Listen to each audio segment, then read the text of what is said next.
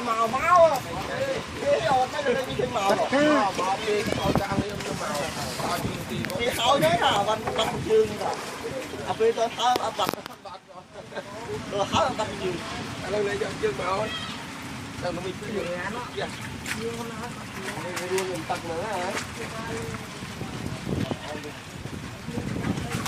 chấp chân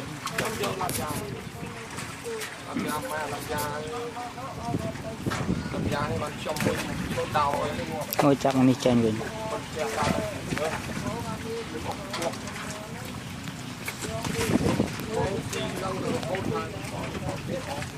hai tàu nhớ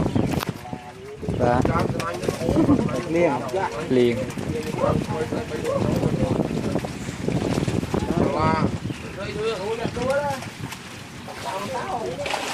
thủ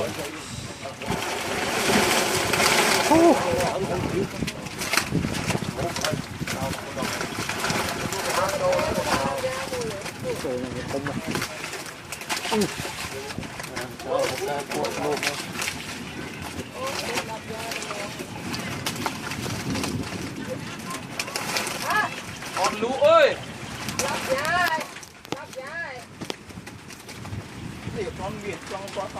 con lũ ơi,